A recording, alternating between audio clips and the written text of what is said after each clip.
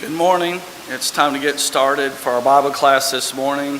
Going to be, for the most of class, studying Genesis chapter 10 and 11. I didn't quite get done with chapter 9, so we're going to spend a little bit of time, maybe 5 or so slides, finishing a story up with Noah before we get into this. But pretty much you see on here, at least the plan for today, will be to finish lesson 6. Then we're going to get into the descendants of Noah's sons, the story of the Tower of Babel, and the scattering of the people. So going back to chapter 9 a little bit, so we discussed how bad the situation was on the earth. God decides to destroy every living thing from the earth, saving Noah and his wife, his 3 sons and their wives, and also the living creatures that we discussed last week. Discussed a little bit about the clean and unclean and how many of those. And then after that we finished up talking about a few of the laws that God gave that's recorded in chapter 9. And in verse 8 through 17, specifically verse 11, he starts talking about how he's not going to destroy mankind again by the same method that he just did, by water. He says in verse 11, "Thus I establish my covenant with you. Never again shall all flesh be cut off by the waters of the flood.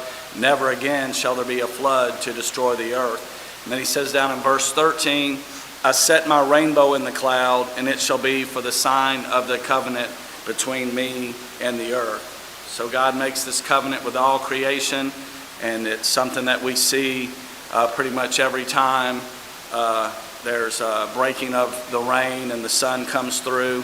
Something that to this day is a beautiful symbol to us, but it's supposed to be a reminder of what God said back in Genesis chapter 9. Now what he did say going over to the New Testament later, although he said that he would not destroy the earth by flood again, 2 Peter 3 and verse 10, he said, "But the day of the Lord will come as a thief in the night, in which the heavens will pass away with a great noise, and the elements will melt with fervent heat. Both the earth and the works that are in it will be burned up." Okay, let's get to this story that's at the end of chapter 9 in verse 20 through 27 very quickly, where Noah curses Ham's descendants, specifically Canaan. So I won't read all these verses. Hopefully you read some of this at home last week, but just as a reminder, kind of the story. It says Noah planted a vineyard, so if you want to follow along, you can kind of skim through chapter 9, 20 through 27. He plants a vineyard. It says Noah gets intoxicated from the wine that he made and is found naked in his tent by his son Ham. It's discussed down in verse 21 and 22. Ham goes out and tells his 2 brothers what he saw and what happened, and it seems... I guess more than seems, maybe that's not strong enough, he handled this situation incorrectly and disrespectfully. He entered a private area of his father without permission and saw his father's nakedness. I wanted to bring up as part of this right here, because it really focuses, and it may be confusing to us a little bit, why it focuses so much on Ham. You know, why this and why that. We're only told what we're told.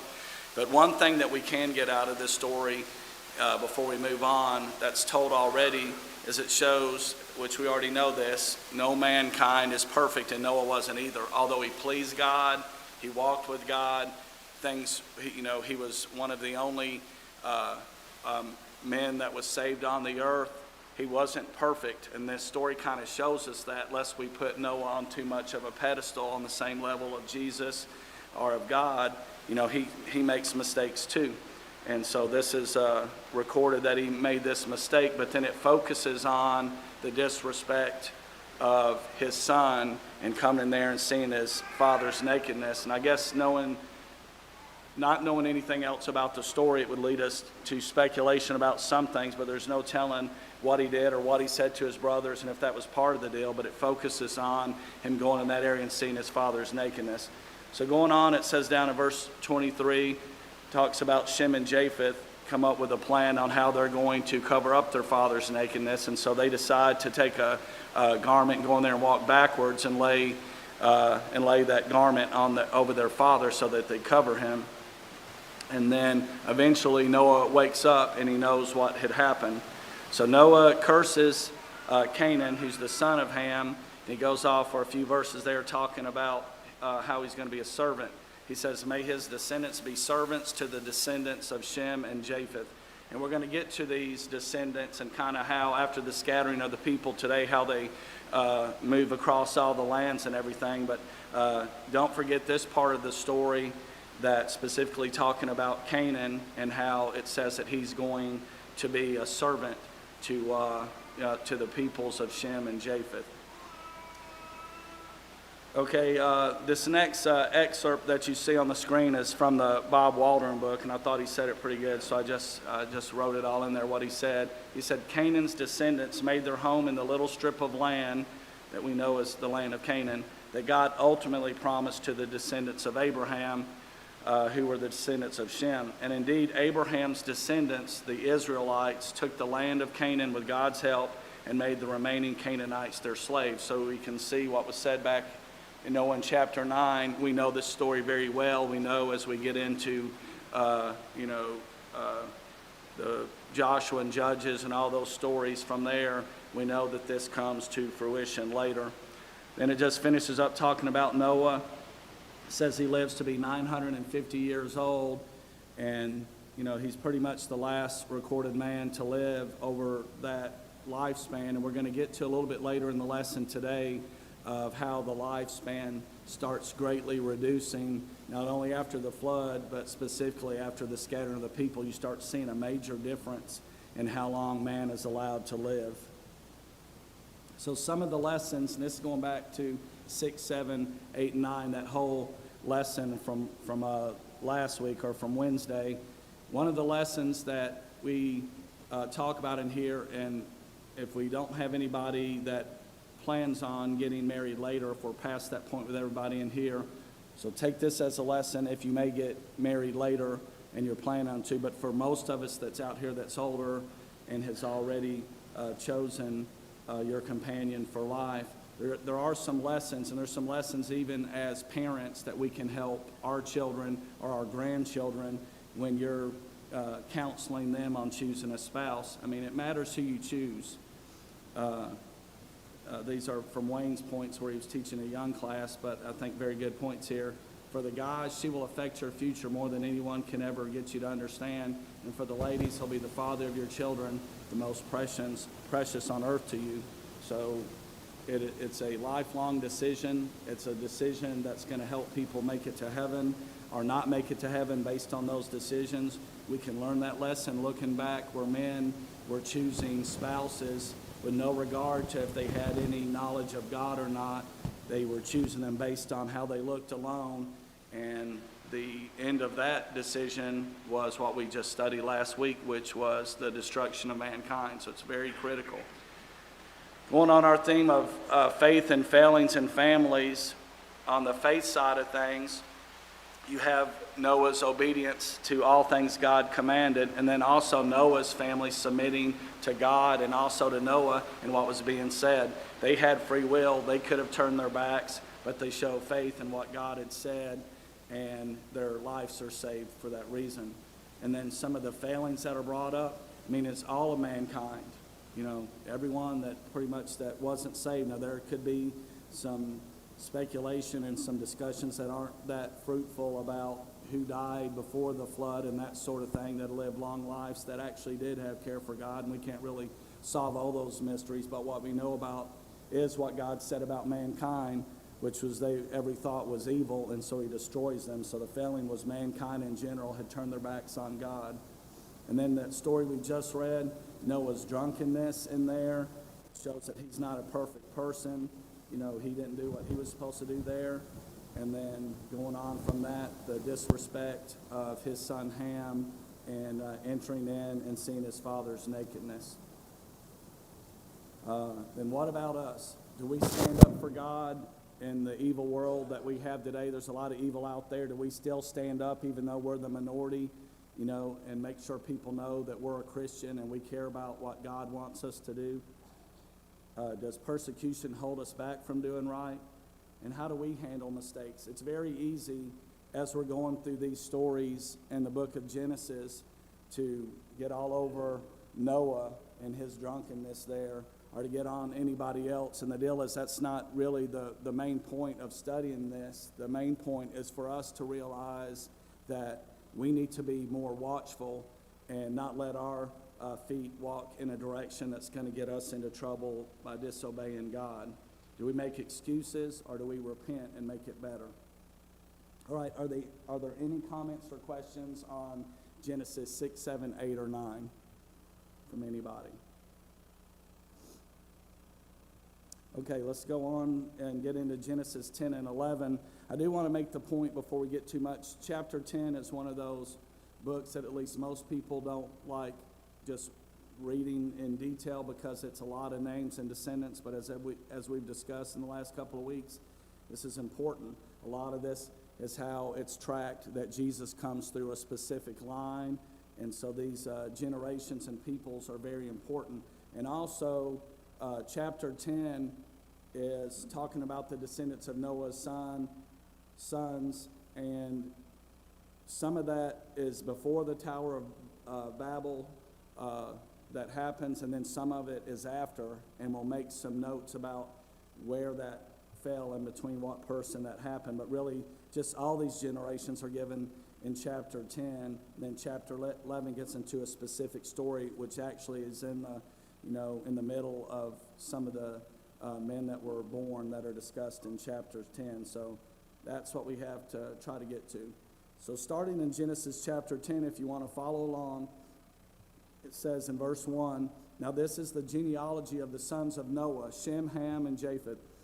And sons were born to them after the flood. The sons of Japheth were Gomer, Magog, Madai, Javan, Tubal, Meshech, and Tiras. The sons of Gomer were Ashkenaz, Riptha," didn't say that very well, and Togarmah. I didn't say any of those very well. I put some of these in yellow, not because they're more important than any others. I kind of put some of these out because when we get to other charts, you'll see some of these countries and lands that came from them that we are well aware of. So I kind of pulled some of that out. Moving on to verse 4 and 5, the sons of Javan were Elishah, Tarshish, Kittim, and Dodanim. From these, the coastland peoples of the Gentiles were separated into their lands, everyone according to his language, according to their families, and to their nations. So let's start by what was discussed there. Let's separate these by the descendants of each son. So let's start by the nations that came through Japheth. Japheth's descendants, after the scattering that we'll see later, and we'll discuss how we know that, but after the scattering, when they move out from the area they're in, they move north, east, and west. And I said, see the map in red, so we'll kind of go there and then come back. You can kind of see about where, after the scattering happens, that we'll discuss in chapter 11, just like I said on that other chart, you see that Japheth kind of northern, western, eastern on the map there, and we'll get to some of the others in a minute. Look at some of these nations that we recognize today that came from the descendants of Japheth. You have through Javan the Greeks, the Italians, the Spanish. We have that verse talking about Tarshish, Cyprus, which was, I had highlighted Kittim, Medes, which was Madai, the Persians, the Parthians, and it's described as the Gentile nations. All this I pulled from the Waldron book. So you see all those nations right there. Again, that's all that area in red on the map that you see there. Now let's get into the descendants of Ham. Verse 6, the sons of Ham were Cush, Mizraim, Put, and Canaan. The sons of Cush were Seba, Havilah, Sabta, Ramah, and Sabtachah. And the sons of Ramah were Sheba and Dedan. Continuing with verse 8, Cush begat Nimrod, and he began to be a mighty one on the earth. He was a mighty hunter before the Lord. Therefore it is said, like Nimrod, the mighty hunter before the Lord. And the beginning of his kingdom was Babel, Erech, Akkad, and Calneh in the land of Shinar. That's important to our story today. And we'll get to that in a few moments. From that land he went to Assyria and built Nineveh, Rehoboth, Calah, and Rezin between Nineveh and Calah, that is the principal city. So it gives a little bit of story that one man kind of rose up out of Ham's descendants that was maybe a little bit more stronger and a little more ambitious than maybe some of the others around there. And he actually starts building a lot of cities, and it describes him as a mighty hunter. But on the descendants, let's just stick to that story right now in the areas. Going down to verse 13, Mizraim begot Ludim, Anamim, Leabim, Nephtatuim, Pathrizim, and Casaluhim, from whom came the Philistines, and Caphtorim. So you see, there's the Philistines. That is an area that we know a lot, and some of you that study maps or been over there, some of these areas may be more familiar to you too. Verse 15, Canaan begat Sidon, his firstborn, and Heth, the Jebusite, the Amorite, and the Girgashite, the Hivite, the Archite, and the Senite, the Arvadite, the Zemarite, and the Hamathite.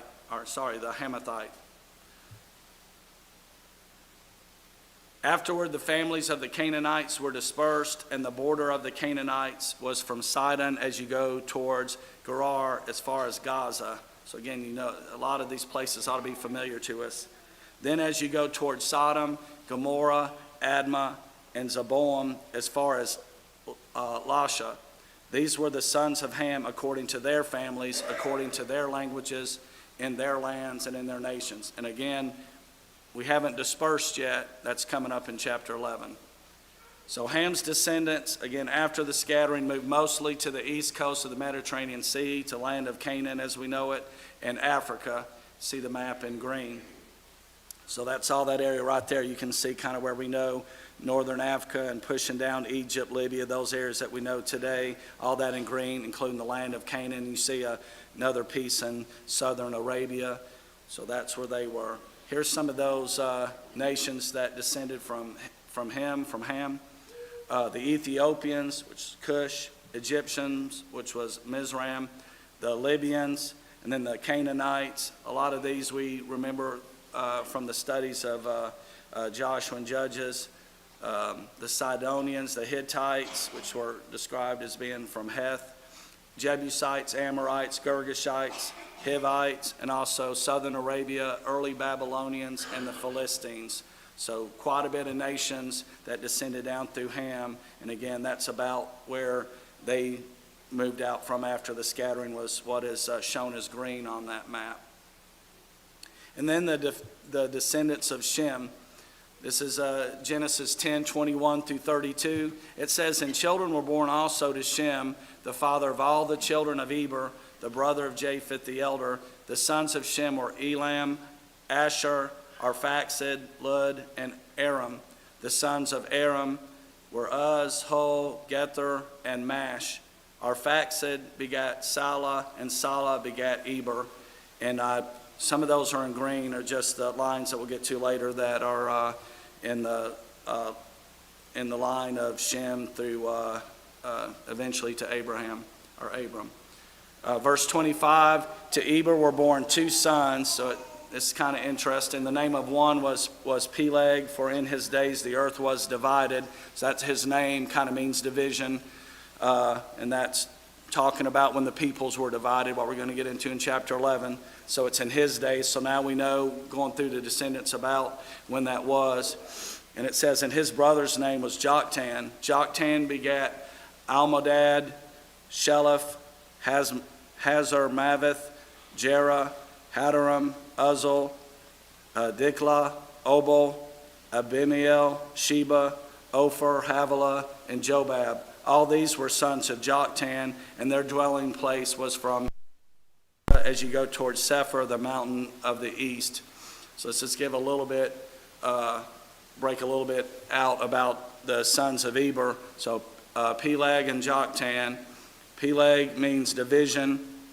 So all people were divided in his days, we're told in verse 25. All families were in the same area prior to this time. That's kind of important to the story. We'll get to that a little bit later, but as they got out of the ark and started moving down, they kind of end up down in the same area, and that's what gets them into trouble that we'll talk to a little bit later. But through Peleg, Abraham and his descendants come through him, and eventually Jesus. Joktan is pretty much where the Arabian families and their descendants come from. So you kind of got like the Israelites and the Arabic nations come from these two men that were sons of Eber. Just got a picture of the genealogy of Shem showing kind of where we're going right here, that main line right there. And there, that's starting with Shem, goes all the way down, gets into our story next week, getting to Abraham, and then Isaac, and Jacob, and then the Israelites from there. Okay, let's kind of finish up chapter 10, verses 21 through 32. These were the sons of Shem according to their families, according to their language, and their lands, according to their nations. And again, just got to keep in mind, this hadn't happened yet, talking about the different languages and stuff. It's just giving the genealogies first. Verse 32, these were the families of the sons of Noah according to their generations in their nations, and from these the nations were divided on the earth after the flood. And specifically, as we'll see, they're divided when God divides them in what we call the scattering of the people after the Tower of Babel. So Shem's descendants, after the scattering, move in every direction, kind of from where they were. They just kind of go everywhere, north, south, east, and west, around Arabia. And you see the map in yellow, which is right there. So kind of, and I got, probably, I wonder if you can see that. You can't see it very well. But kind of up from the Persian Gulf, north and west of there, where Shinar is, that's kind of where our story is. And on this map, you probably can't read it, but Babylon is close to there, in that place there. But this is where it kind of, so when we talk about them moving north and east and all this, they're kind of from this area. North of that, kind of in the upper part there of the map, is where the ark landed, and they started moving their way down through the Tigris and the Euphrates, and they ended up in the plain or the land of Shinar. And that's kind of where we're talking about when the scattering of the people took place. That's kind of where they're moving out from. And here's some of the nations that were descendants of Shem. A lot of these very well-known nations that we study specifically in the Old Testament. The Assyrians, the Elamites, the Chaldeans, the kingdom of Lydia, the Arameans, which are the Syrian tribes, Arabian tribes. Eventually you have the Israelites, of course, coming from there. We already discussed that, coming through Abraham and his sons. The Edomites, the Moabites, and the Ammonites. So a lot of nations in there. But what we're getting into in chapter 11 is we had one nation, and they wanted to stay one nation, and that's a problem with God and the plan that he has that we'll get to a little bit later. But at this time that we're getting into chapter 11, one language, one people, kind of one area. Okay, do you have any comments or questions on the descendants or something maybe that I left out that's important to the story that somebody would like to bring up at this point? On the descendants of Noah's sons. Jeff, David Lipscomb made a comment, a statement one time at the beginning. The first reference we have to a kingdom was in verse 10, the beginning of Nimrod's kingdom, which I thought was interesting. Yeah. And if you remember back when we read that, we're not told much about anything, but Nimrod seems to be somebody that really was all about kind of building and expanding.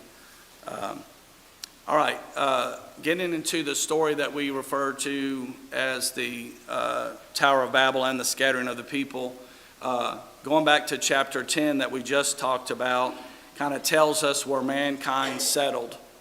You got Noah's descendants had moved southeastward from Mount Ararat to eventually to the land of Shinar, or the plain of Shinar. That's getting into the first couple of verses of 2, but what we've been discussing here after the flood.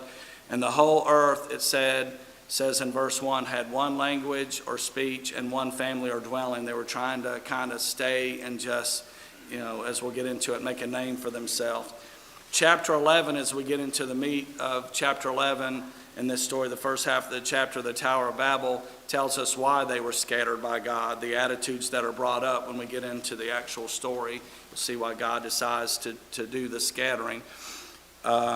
Just on this map here, you can kind of see, follow down the Tigris and the Euphrates and start heading down towards the Persian Gulf. We had this on some other maps in our first several classes as well, but this is about where we have circled there, is about where the plain of Shinar is. So let's get into the verses in chapter 11. Starting with verse 1, it says, "Now the whole earth had one language and one speech, and it came to pass as they journeyed from the east that they found a plain in the land of Shinar, and they dwelt there. Then they said to one another, 'Come, let us make bricks and bake them thoroughly.' They had brick for stone, and they had asphalt for mortar." And in verse 4, "And they said, 'Come, let us build ourselves a city and a tower whose top is in the heavens. Let us make a name for ourselves, lest we be scattered abroad over the face of the whole earth.'" So this is very interesting what's recorded here to me. Number one, I kind of put it in blue to stand out from kind of yellow is kind of showing what they said they wanted to do, but I really wanted that word ourselves to be in there. There seems to be no really thought of seeking counsel or God and what they were doing. It was really kind of, I think the point that's being made is the self-servingness and the ambition that they had right there. As there's a little bit of haughtiness and spirit here, I think that we can get that God's going to talk about as we move forward. But it's interesting at the end of verse 4, we know this story and we know what is going to happen, but they say, "Let us do these things lest we be scattered abroad over the face of the earth." That's kind of interesting, being that because they did what they did, they're about to immediately be scattered all over the face of the earth. So we'll get into man's plan here next and how it doesn't work out. Their plan, build a great city, they said, build a tall tower whose top reaches into the heavens. So they wanted something just beautiful that can be seen from far away, kind of look at me, look what we are able to do. They wanted to make a great name or reputation for themselves. And this is a big problem here too. They wanted to stay together and they don't want to be scattered. But if we look back, maybe I'm getting ahead of myself, but if we look back a little bit of what God had said that we just studied last week, He'd already told them to be fruitful and multiply and scatter and fill the earth. But that's not in their plan right now. This is their plan kind of here as they speak it out loud. So man's plans can sometimes be selfish and foolish and without any regard to maybe what God wanted us to do. So there's a lesson in this for us right there, that we need to seek God's counsel when we're looking for what direction are we going in life, and should we do this or should we do that. We need to regard what God's plans is before we start jumping in to what we want to do. This is a verse that Wayne had in here from when he taught this before, a pretty good one, just to let us kind of think about the pride that's being shown right here. In Mark 7:22 and 23 says, "Thefts, covetousness, wickedness, deceit, lewdness, an evil eye, blasphemy, pride, foolishness." All these evil things, including pride that's in bold there, kind of what they seem to have a little bit of in the story of the Tower of Babel. All these evil things come from within and defile a man. So these things, what had just happened? What did we just get through studying, Wednesday? What happened? What did God do because of this sort of thing? Because of pride and what men to do? What just happened? Sorry, what? Yeah. And before that, going back, what did God just do to mankind because He had every evil intent in His heart? So we just got through the story of the destruction of all mankind, saving just, 8 souls, and then the animals that God decided to replenish later. But the whole earth had just got destroyed for kind of these same things. So there's lessons here for us. You say, "I'm not Noah, and he was, it's 900 years, or he lived 900 years, and I can't really relate to that right here." What you can relate to is making plans without regard to God, and that's what we can get out of this right here, and how God looks at man when man kind of stands up and is kind of boastful and like, "Look at me and look what all I've accomplished and look at these great plans I have." When you leave him out, does not make him happy. Any comments or questions before we move on?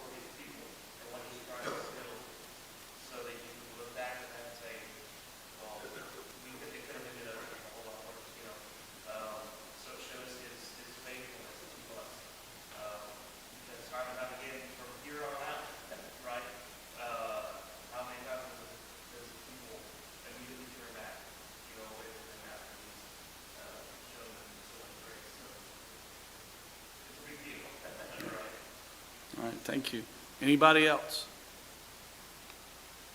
So to that point, how thankful we should be that God gave us these examples, that we actually can go to Scripture, know God's mind, know what God wants for us, know what path we should be on, so that we can learn from these mistakes of other people. Because man is not perfect, but we can learn if we'll study and avoid pitfalls. So getting into verse 5 and 6, a visitor comes to see the city. Verse 5, chapter 11, but the Lord came down to see the city and the tower which the sons of men had built. And the Lord said, indeed, the people are one, and they shall have one language. And this is what they begin to do. Now, nothing that they propose to do will be withheld from them. So God sees an issue here with kind of the pride and the speech and the ideas that man has right here when they're all together in that one place with one language.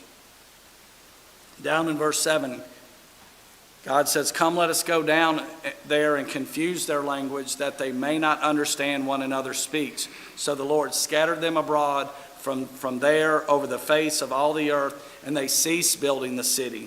Therefore its name is called Babel, because there the Lord confused the language of all the earth. And from there the Lord scattered them abroad over the face of the earth.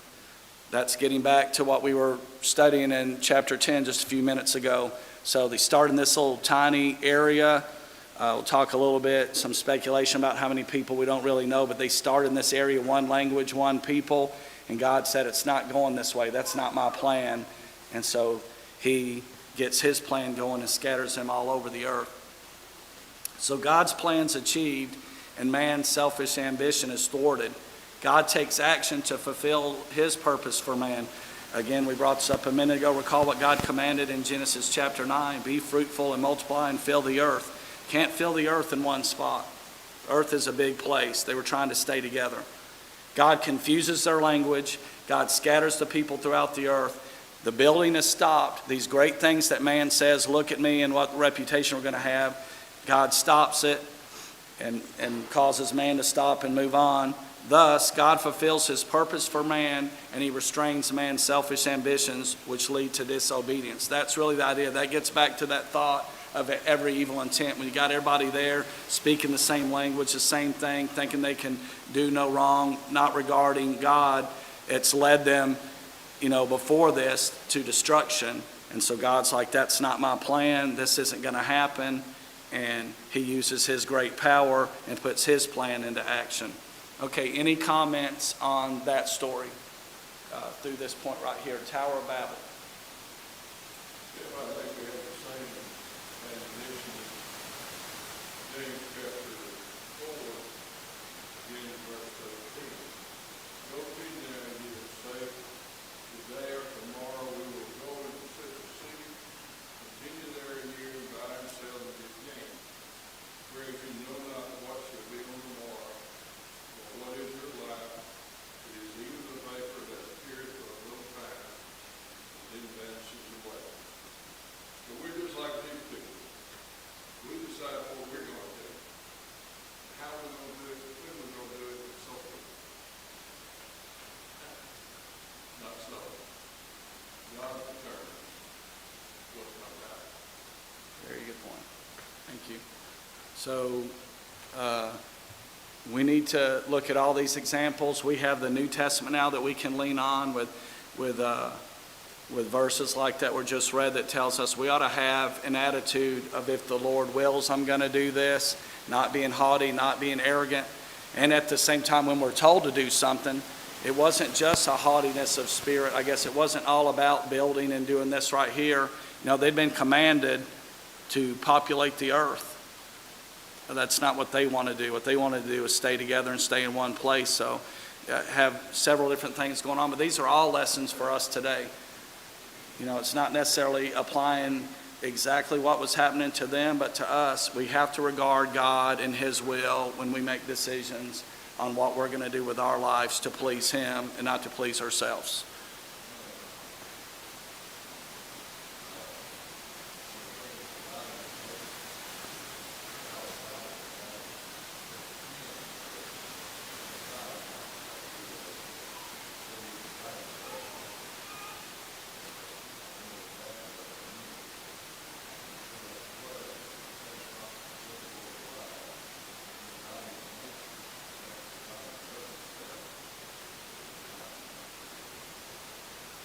could have. Don't know. Anybody else? Okay, let's see if we can get a little bit further on this right here, and then whatever I don't get to, we'll finish. We're getting into Abram Wednesday night. So, generations of Shem. The passage states that the Tower of Babel occurred sometime in the life of Peleg, between 101 years and 239 years after the flood. It's not speculation, the duration when it happens, but it would be speculation to say it happened this year or this year. But we know just based on the following verses in there, you can just add, it says, our fact said was born 2 years after the flood, then 35 years later, he has a son, 30 years later he has a son, 34 years later it's Peleg. So about 101 years after the flood is when Peleg comes in there. We're given how long he lives. It says in his life the division happens. So we don't know the year. If it was important, God would have said it was in the year, exactly whatever. Obviously, that's not important to the story, but we know about when it happens. That has led some people to speculate, and I say speculate because we don't have any clue, but I was reading through Mr. Waldron's book, and he said that people had guessed, and I think they were saying 100 years or so after the flood. This could have happened 200 years after the flood, based on what I just showed you. We don't really know the exact year. But during that life of Peleg, they were saying there could be about 30,000 or more people that were in Babel at this time. Don't know, but they're growing and population is increasing from the 8 souls that made it off the ark to several thousands by now. But they're staying in one place at this time. So quickly, after Peleg, you have Ru, and then Serug, and then Nahor, which is the grandfather of Abram. And then notice how the lifespan of man from Seth down to Abram, looking at these right here, hope y'all can see some of that. But look how the years greatly, and Peleg, 239 years old, look above and below him. They start getting closer to the lifespans we have today. We're not quite there yet. We'll be getting there in the Old Testament. Eventually here, you got people living 900 years old to now, when we get to Abram, he only lives 175 years. Still like double our lifespan today, but just kind of interesting. So Peleg begot Ru, Ru begat Serug, Serug begat Nahor, and then Wednesday we'll get into Terah and his descendants. He has sons Abram, Nahor, and Haran. And that's, if you will, read Genesis 11:27 through 12:9. We'll be going over those verses and some background content. Just lessons from that. Failings at Babel, man's selfish ambition, and man did not obey God's order to be fruitful and multiply the earth. I think that's all we have time for today, so I'll just stop there. Thanks for your attention.